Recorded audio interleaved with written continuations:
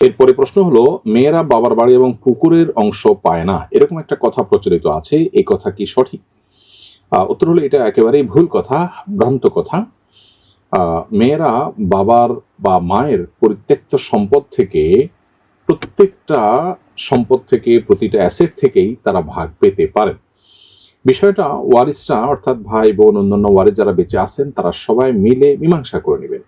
হতে পারে বাবার বাড়ির অংশ মেয়ে নিলেন আর জমির অংশ ভাইয়েরা নিলেন, অথবা আপনার থার্ড পার্টি কাছে বিক্রি করে তারা ভাগ যোগ করে নিলেন, অথবা ভাই নিলেন বোন অন্য জায়গায় নিলেন। এখানে পুরো বিষয়টা হতে হবে পারস্পরিক সম্মতির ভিত্তিতে। এবং বাড়ির ভিটাটা মেয়েরা পাবে না, তারা পাইলে জমি জমাতে পাবে এমন কোনো কথা কোরআন হাদিস আমাদেরকে বলেনি।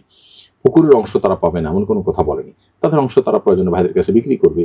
এবং যেহেতু সাধারণত মেয়েরা স্বামীর বাড়ি চলে যায়, বাবার বাড়িতে তাদের থাকা হয় না, ভাইরাই থাকেন, অতএব ভাইদের জন্য বোন হিসাবে তারা আওয়াজ বদল যেটাকে বলে, পরিবর্তন বা এক্সচেঞ্জ যেটাকে বলে, সেই এক্সচেঞ্জটা করবে যে ঠিক আছে এখানে আমার ভাগ পড়েছে, তার দাম এত, এই দাম অনুযায়ী বাইরে জায়গা নেব।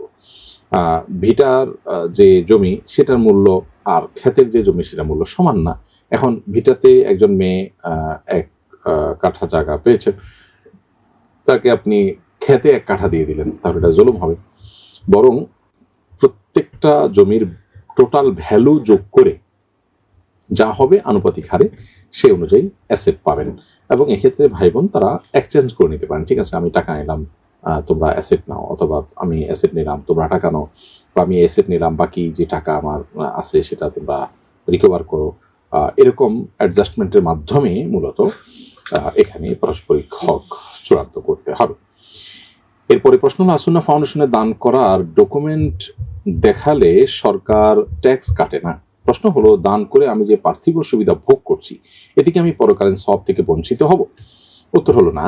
প্রিয় দর্শক, আপনার মূল উদ্দেশ্য যদি হয় আল্লাহ সুবহানাহু ওয়া তাআলার কাছে আজর লাভ করা, এবং আল্লাহ সুবহানাহু ওয়া তাআলার কাছে আজর লাভ করার পাশাপাশি পার্থিব কোনো সুযোগ আপনি পাবেন, সেটা আপনি জানলেন এবং গ্রহণ করলেন, এতে আপনার ইখলাসে কোনো ত্রুটি তৈরি হবে না।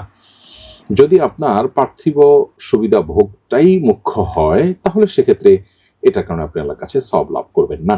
তো আসুন্নাহ ফাউন্ডেশনে যারা দান করেন তারা মূলত আল্লাহর সন্তুষ্টির আশায় দান করে থাকেন। পাশাপাশি তারা এই দান করলে সরকারের থেকে প্রণোদনার মতো, প্রেরণার মতো, উৎসাহের মতো একটা ভালো কাজ করার কারণে তারা ট্যাক্স ওই টাকাটা নিচ্ছে না, অর্থাৎ এই সুবিধাটা আমরা অটোমেটিক পাচ্ছি।